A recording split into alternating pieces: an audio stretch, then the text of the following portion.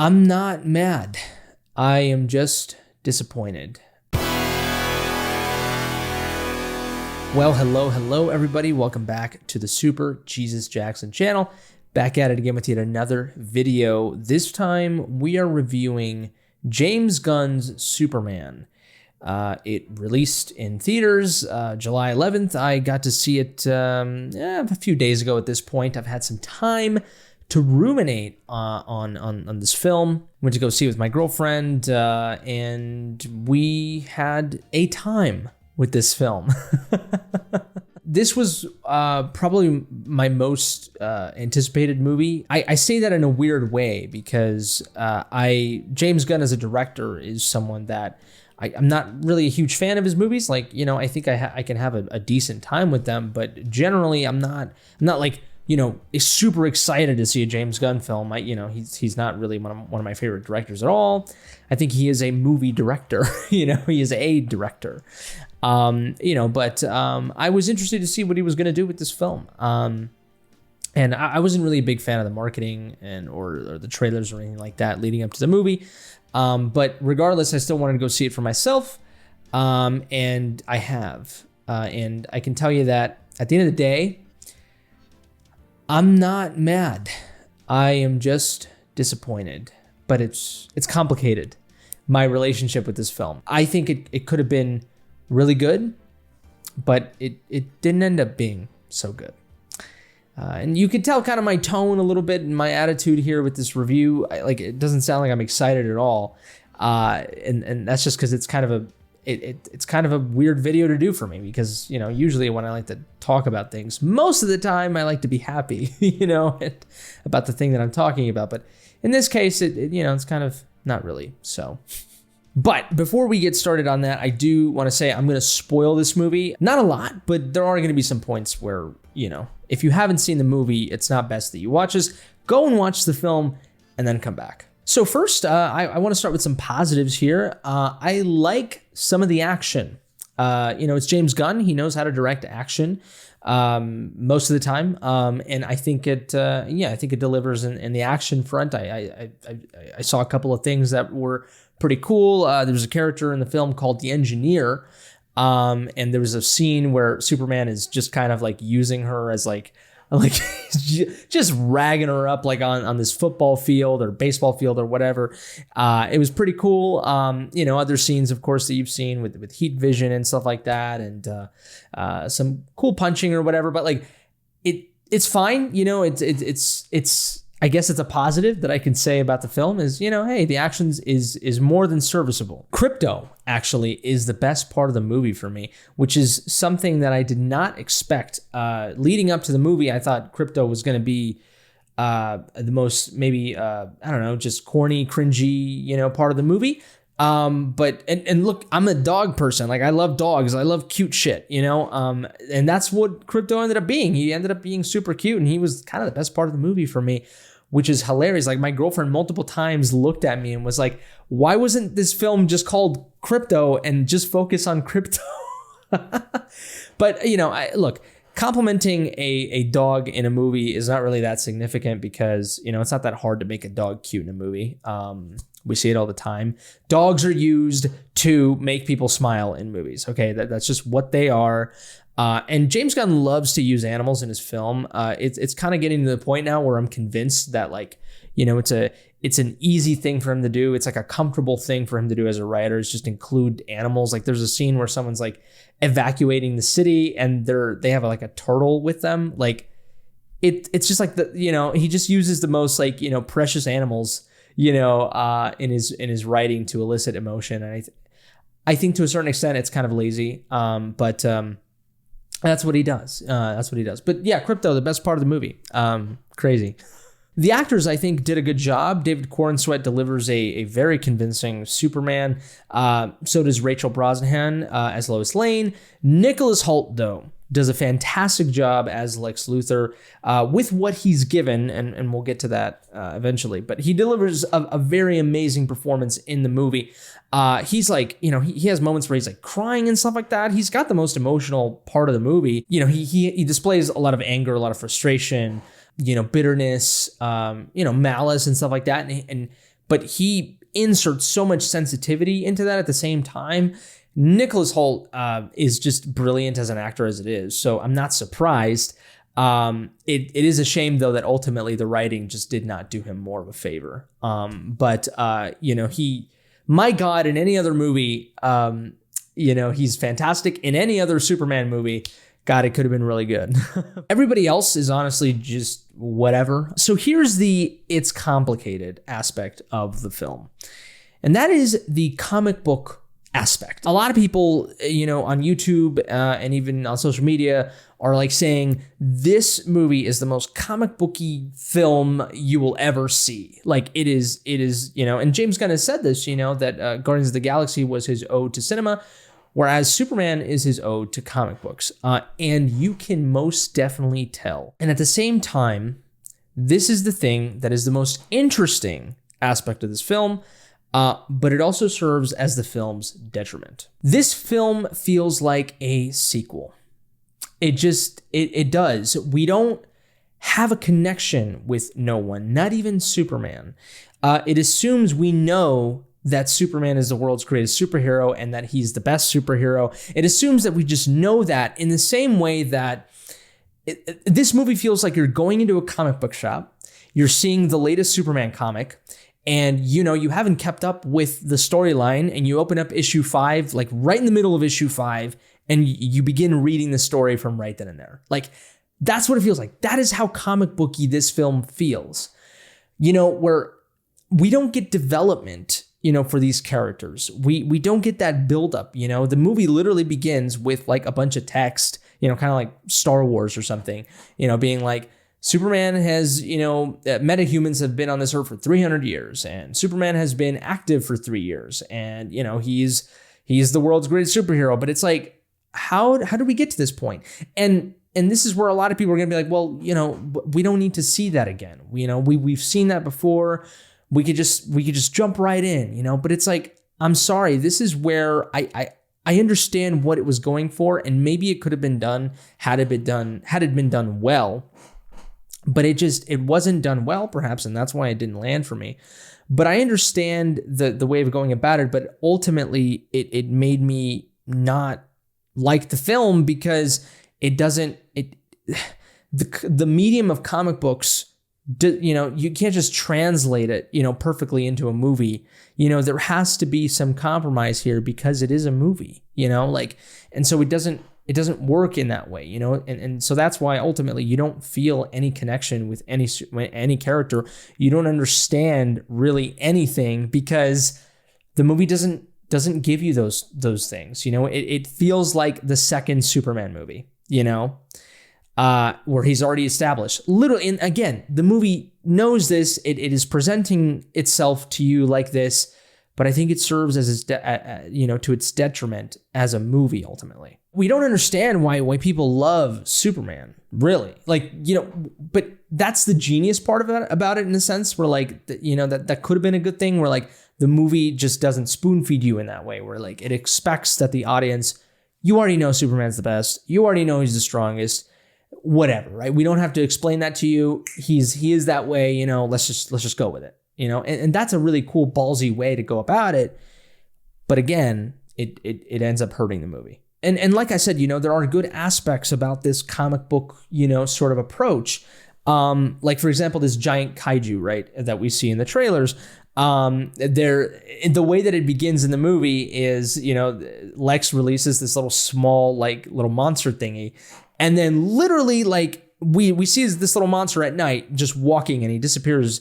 And then boom, it immediately cuts, and he is huge in the middle of the city, and he's gigantic. Like, and it just goes right there. And that is a super comic booky, like, transition. You know what I mean? Like, where imagine you're on one panel, in the comic book, and then you turn the page, and then boom, it's the giant monster. Like, he's a baby on one page, and then you turn the page, and boom, it's a giant spread of the giant monster. Like, that's awesome. That works in a comic book, and it can work in the movie. It was kind of cool in the movie. You kind of have to, but you have to rewire your brain, in a way. You have to like think about it differently. Like, oh, that's not jarring. It's just the way a comic book would work, right? And so there are cool aspects to that. Lex Luthor, there's a scene where he's showing Superman how he's, completely toxifying social media and turning social media and the world against him by having this army of monkeys, like, just be literally bots, like they're bots, social media bots. And they're just typing, a bunch of negative Superman shit, and that's really cool. It's funny while also being clever, and it's very comic booky, but it works. That's one thing that works.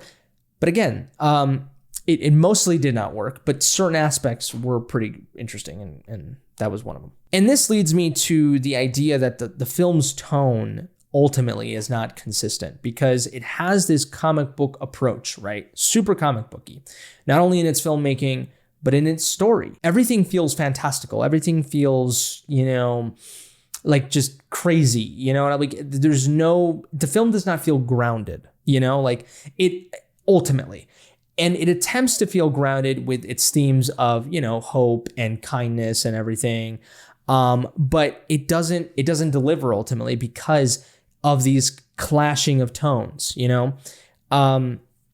There's a moment at the end where a character says, the one thing that conservatives and liberals can agree on is that Lex Luthor is an asshole or whatever. And it just takes you away from the movie. Using those terms is so closely associated to our world that you can't just do that. Clearly you attempted for this universe and this movie to take us to another world. We rewired our brain for this movie. We were like, okay, this is a super comic book film, the most comic book film perhaps than any other comic book film. And yet you insert something like that, and it just totally kills the whole movie. Really. And there's plenty of other moments in that as well, where it's just kind of jarring to, there's this giant monster in the middle of the city, and people are running away from it, and they're scared or whatever. But then there's another scene where literally a dude's just eating ice cream, looking at this monster. Why? You know what I mean? Is that to show us that it's like the movie is just constantly trying to show seriousness or peril, but at the same time, it's so afraid to fully go into the water. It just has its toes and its feet barely, on the shallow water, and it's afraid to fully dive in. Nothing ever really feels dangerous. Nothing ever really feels, with an exception of a couple of moments. One with Lex Luthor mainly, but again, that doesn't replicate. Those moments are just very few and far between. Ultimately, the film feels like it has no stakes, and the tones are clashing, and it just nothing. It just I get it that these people have this world has seen superheroes for over 300 years, right? And I guess that's where the guy eating ice cream staring at this monster would be it's fine. You know what I mean? It's completely fine. But at the same time, there's these buildings that are falling, and people are trying to evacuate, and there's a person who is literally, whose car is just stops working, and this building is going to fall on them, and we're supposed to care about this person. How am I supposed, and this is where it works in a comic book perhaps, but not entirely in a movie. It just, the tones are conflicting. It's bizarre. And so I guess this is where we can then turn and talk about Lex Luthor, which is, a big part into grounding your movie. It's a big part into making, you feel like there are stakes in this film. But Lex Luthor ultimately does not work. Not only do we not get enough development from him, but he ultimately is just this generic, very power-hungry villain with no depth at all. And get this, the guy is still interested in land. Ultimately, that's what his whole plan is he's interested in land. I thought we were so far away from that at this point, I thought we were not going to do that anymore, but here we are doing it again. We're doing it again. It's ultimately he just wants to get richer. He wants to get more power, and there are crumbs of the more sophisticated Lex Luthor take where he is against Superman for philosophical reasons. For example, there was hope at one point in the film where Lex Luthor is having this little monologue, and he mentions how because Superman is, while he's fighting, he's asking Lex Luthor, why are you doing this? Why do you hate me so much, right? Essentially. And Lex Luthor's like, well, because you're not one of us, because you make us look weak, which is fine, like that's cool. Okay, we're getting into the psychology of Lex Luthor. And then he proceeds to say a really cool line that I'm surprised James Gunn would write something like this. He says something like, look, it's not like I'm one of the greats, I'm like Einstein or Galileo, and it's not like Galileo just appeared out of nowhere, from the sky with powers and the ability, and the abilities that he had as a person. Like it's not like he just landed and he was just Galileo. He worked essentially to become, and he didn't say all that, but like that's essentially what he kind of said. And I thought that was a very interesting way to illustrate, the psychology of Lex Luthor, and to, show why he thinks Superman is a problem, or why he feels threatened by Superman. And that was really cool. But that's one line. And it ultimately, again, it's this mixture of him wanting land, being power hungry, even though he's the richest man in the world and he's the smartest guy in the world. But yet he just wants more power and land, and it's just it just ends up being very surface level. And I just was incredibly disappointed again when it was about land again. It's just like, my God, dude. And to think that Nicholas Hoult, I think has been cited that Lex Luthor Man of Steel, that amazing comic book by Brian Azzarello, and I can't remember the other individual associated with that, but that's an incredible comic book that is Lex Luthor, man. Like when you look at the dialogue that is in that comic, like that is fucking Lex Luthor, man. And then when you hear Lex, just say some of these generic and just not so effective lines, like he's got a cocky grin, and like, him talking to Superman, or, tall, dark and handsome aliens aren't really my type. It's just that, and then ultimately him just wanting land and just power, and it just makes him just this generic villain. And again, there was crumbs, of a Lex Luthor that was more sophisticated, but it does not, ultimately is not that. The story of the film could have been really good. Part of the film's biggest plot point is this war between these two countries and how one wants to invade the other one. And it's talked about, but we never see it. You know what I mean? And this is where I'm saying we're like, either the movie should have been longer, or this movie should have been like treated as the first movie, as opposed to it feeling like a sequel.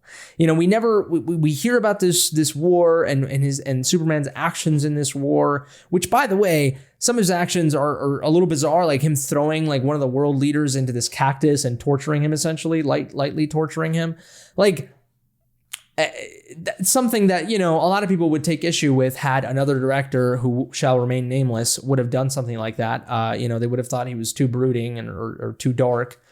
But this character does it. We don't see that, of course. And we don't really see the ramifications, of his actions in that war or whatever from the city or the people of the world. Like, we don't really see what people think of Superman really at all. Like it's, out of, with the exception of a few moments of like news, bites or something like that. But like not even then, because the parts where we see the news, they're talking about current events of the movie and talking about unfolding events of the movie. They're not really addressing, the society and how people see Superman. Like there is talk about, Lex Luthor perpetuating the idea Superman's an alien, he's a threat, and some I guess government officials in the movie, we just kind of see them talking about how he's potentially a threat or whatnot. But like it doesn't feel in depth, and it doesn't feel like there's any stakes regardless, because of all these other conflicting tones and comic book feel and stuff like that. Like it doesn't feel like it's treated in a sophisticated or serious way. Lex's plans in the movie to make Superman the enemy were interesting, I suppose. The biggest one is showing the world that Superman's parents sent him to rule, not to serve, which was cool, even though it's been done before, specifically with Smallville, the TV series. It's cool, but that's not really manipulation. That was like already there. It doesn't really make Lex this mastermind. He just got lucky. So it doesn't really feel that impactful. I felt bad for Superman. Like it was a very powerful moment for Superman and sort of the, his troubles and stuff like that. But like it doesn't really feel that much of a win for the villain. Ultimately, I don't feel like Superman really had an arc anyway, really at all. Like he had an arc because of that moment. Like he ultimately ends up, sort of appreciating where he comes from more, specifically from Smallville, his earthly parents. That is, he ends up loving being a human more.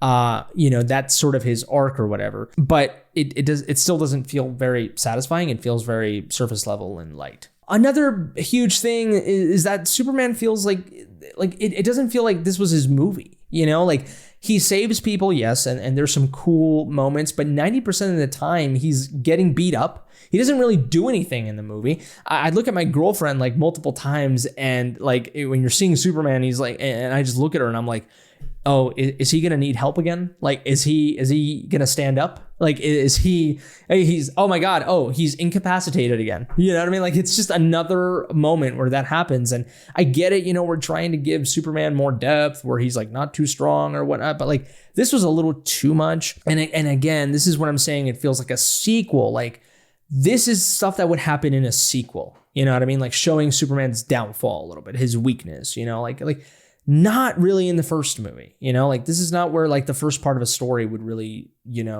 how it really should unfold, I think, in my opinion. Also, again, how is he the greatest superhero? How is he inspiring people exactly? Also when you put in this world filled with superheroes and the Justice Gang and all this, Superman feels less important. He just does. And it would have been better.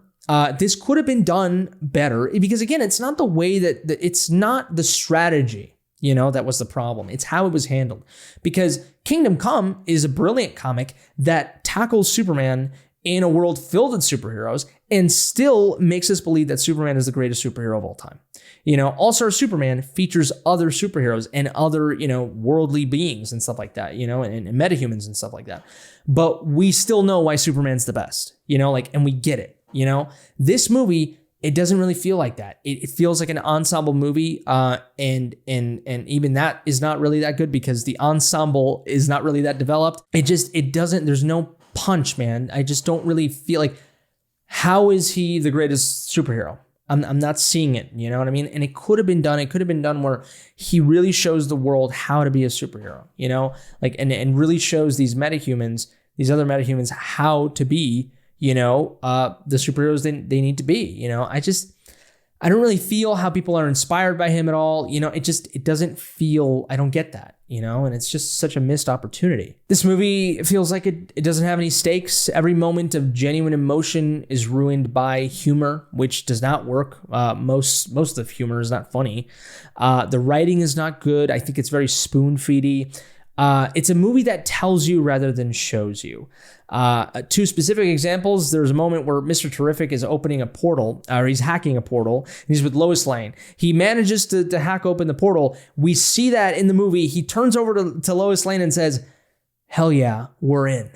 And I just like, and I was like, I'm out. You know what I mean? Like, you don't need to say that, dude. You know what I mean? Like you could have just been like, hell yeah. I don't know, just why do you have to say we're in? Like it's so like just surface level writing, it feels so spoon feedy. Another moment where, and this is probably one of the worst moments, is when Lex Luthor is he's using like these coordinates to basically provide directions for Ultraman, which is a clone of Superman, to fight Superman.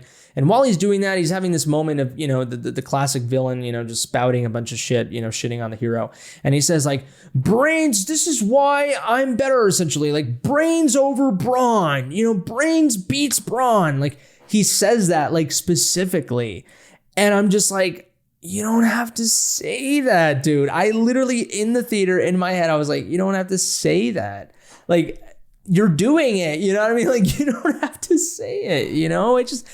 it just feels so like spoon feedy, you know? And yeah, there's a couple of moments where exposition is just fed to you. Again, a huge moment where, you know, we're talking about this war, but like we don't see this war, that, you know, these actions that Superman did, you know, or when we're introduced to Lex Luthor, literally his little like control room and the employees that he has in his control room are like, you know, occasionally like two of them, like in the beginning of the movie, they said some things to sort of, you know, tell the audience Lex Luthor is super smart, and like they're doing shit, you know, that Lex Luthor's telling them to do, and then like one of them just goes like, yeah, Lex has been studying him for years, you know, like it's been studying Superman for years. Like they just say that to kind of let people know, like, yeah, you know, this is Lex Luthor's been doing stuff, you know, for a while, you know, because again, this is a world that is already established, and you know, James Gunn is just plopping us right in the middle, and so it's just done in a very, I think, lazy way ultimately. One of the best moments is a scene where Clark and Lois argue about their different philosophies, but that's another issue in the movie for me, is we don't really see that expanded or journeyed. We don't explore fully how Clark believes everybody is beautiful, as the film says. That doesn't happen. You know, that honestly could have been the best part of the movie, but ultimately it's not possible because the movie doesn't have the ability to explore anything with any depth. It just does not take itself seriously enough. And one of the most emotional moments is where he says to Lois, I'm going to go out there and risk my life, turn myself in.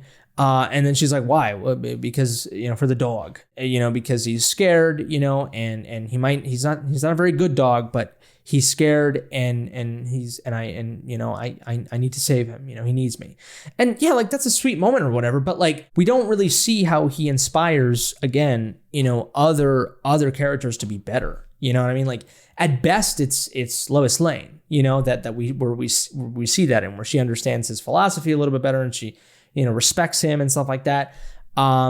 Of how, you know, he keeps on trucking, you know, even though he keeps getting beat up on, you know, and the world, you know, turned against him or whatever, but he's still doing his thing. Like that's cool and all, you know what I mean? But like at best, that's the only person that he inspires, you know, the Justice Gang or the Justice Gang, you know, obviously not Lex Luthor and nobody else on the Daily Planet. Like, I could tell you in Man of Steel and Batman v Superman, there's a moment where Superman saves Lex Luthor, literally in that movie, or literally where his actions inspired, you know, heroic moments from people from the Daily Planet, from the army, like in Man of Steel. That happened. You know, we don't really see that here. Another thing too is like how the people of the world are like super shallow. Like everybody is so easily swayed to either hate Superman or love him with like no depth at all. At one point, the people of this country that is totally not Palestine end up rooting for Superman when the rest of the world kind of hates him. Which makes sense because that is the country that Superman defended in the beginning, which again, we didn't see, we're told. But how and why? I mean, do those people not have cell phones like the rest of the world? Are they just as desperate, perhaps, for in a shallow way to support Superman so they're saved? You might have an answer to, you know, for me regarding these questions, but the fact that I'm questioning it is a problem. The fact that I'm like trying to come up with ways to justify the plot of this movie is a problem. The movie should have convinced me on that, you know? And even when the world sees how terrible Lex Luthor is, they all just switch all of a sudden to support Superman. That doesn't make any sense either. I mean, there's no nuance there. In reality, people would still question Superman. There would be many people that would do that. And again, all that is a product on how the movie feels like a comic book, and it is trying to be a comic book almost, but it comes to its detriment when you think about it as a film. Lois Lane, too, in Clark, and this is something that my girlfriend pointed out, we don't really see how they click. Like, we just have to assume that opposites attract, which is, you know, very, very, you know, that's a thing for sure, because they have different philosophies and stuff like that. But the film doesn't explore that, you know, like we know Lois Lane is a journalist and she's going to ask the tough questions and she's jaded. She doesn't trust everybody, you know, whereas Superman sees everyone as beautiful. That's literally what she says. And she admires that from him, right? But like that's it, you know? we don't really see that development because, again, the movie feels like a sequel. It feels like we're just plopped into this world. Like we just opened the pages of a comic book and just landed there. Like Superman has been in this planet for 3 years at this point, and he's known Lois for a while. But we don't really see that, and thus we don't get that development. The movie just trusts that the audience will put all the puzzle pieces together and just everything will click. And it's a very brave thing to do. I totally get it, especially when, other movies like Man of Steel and Batman v Superman are criticized for not having that development. So I totally get it and I can sympathize, but it just doesn't ultimately land for me, and I wish we could have seen more of that development. I wish we could have seen more of that chemistry, more of the reason why they seeing them, come together. Like why do they like each other? I get opposites attract. They're different philosophies and everything, but I wanted to see more of that. But we're not going to because it's because the whole premise of the movie just will not ever show that. But every time we do see them, they just like make out, like most of the time, like, yeah, they talk or whatnot, but like, there's like these like, couple huge moments where they just like make out heavily. And it's just like, I'm supposed to care, I'm supposed to feel like they're in love. I don't really feel that. And again, they just don't explore, that thing about how they have different philosophies. The film just doesn't, open that up too much. Lois Lane as a character didn't really feel like she did anything. She saved Superman, I guess, with the help of Mr. Terrific, but it doesn't feel impactful. She does write this story that ends up exposing Lex, but Jimmy Olsen ended up getting all the important information to that story, and that was done through a very dumb and tone-breaking side story with some girl that was his ex who is close to Lex Luthor. So it ultimately just felt like a bad soap opera to me, and it just wasn't satisfying. People say that this is not, I hear a lot of people when they review this movie, they're like, this movie's not the best superhero film of all time by any means, but I enjoyed it. It was a fun time, and it was a good start to the DCU, and it feels like language that just tries to, move along, just tries to like basically be like, yeah, this film is decent enough, it doesn't feel like language that would make me want to go see this movie, like, and Christopher Nolan has this one quote, I believe, where he says, like, every time my creative film process is every time I go out to make a movie, I intend for it to be the best movie ever that I've ever made, Like it's like this whole mentality of, if you're not going to make it the best thing in the world, then why are you making it in the first place? And also this mentality too of like, oh, it doesn't need to make that much money. It just needs to get things started, and it just like, I just don't like that attitude. And I think that attitude, it just doesn't help the movie at all, and the movie itself is not very good, so it's very consistent in my eyes, it's like, yeah, it's definitely not the best superhero movie of all time. It is a superhero film. That's just what it is. And I don't want that for my Superman films. Like, Superman is the greatest superhero of all time. He's my favorite superhero. It breaks my heart that I didn't enjoy this movie, that this movie is not one of the best movies of all time. This movie feels like a cop-out. It feels like a safe movie. And even then, it's not a good movie, like, even in all of that, the movie uses part of the John Williams theme. It literally, its font for the text and the credits and stuff like that are basically the same thing as the original Superman Christopher Reeve movie. Like, it's so afraid to even use its own font. Like, it just, things like that give me no confidence. It's like, if you are not confident in your own film to be original, to deviate, to do risky things, or to even just make it good, why should I care? Why should I care? And, I'm in the minority, potentially. Maybe not I don't know. I mean, we'll see how the film fares after a couple of days after I make this video, because it's currently Saturday. So we'll see if the movie ends up breaking some box office records, or if its Rotten Tomatoes score goes down or something like that. But I think generally I'm in the minority, and it is what it is. But it's sad for me. It's very, very, very sad. Like, ultimately, I don't want to make a review like this. I wanted to love this movie. And again, I guess it's even more sad when I think about the things that could have been cool, because it does do some courageous original things, like its very comic book aesthetic and style, and its premise that affects its storytelling and its tone and everything.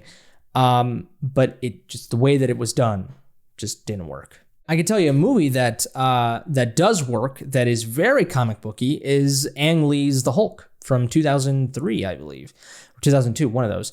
That movie, not only in its aesthetic, is very comic booky, but even in its story, even though it's incredibly serious at times and it deals with very, very complicated, deep stuff, it still has its moments of campiness a little bit, and its moments of like, yeah, this is a comic book film, but it still ends up taking itself seriously, and it's still a very effective and powerful and emotional film. That is definitely one that felt very comic booky, more comic booky, I think, than even Spider-Man, the original Spider-Man by Sam Raimi, or the X-Men by Bryan Singer. So it can be done. It can be done. Those are my thoughts on James Gunn's Superman. But enough of me. I want to know what you have to say, what you think. Do you agree with me? Do you disagree with me? Let me know in the comment section below.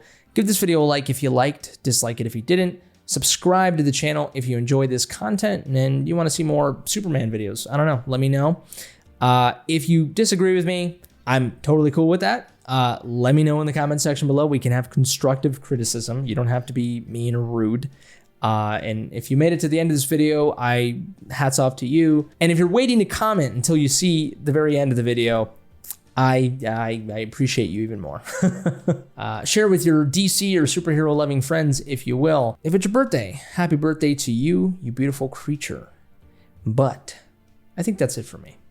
You all take care, stay safe, and until next time, I love you.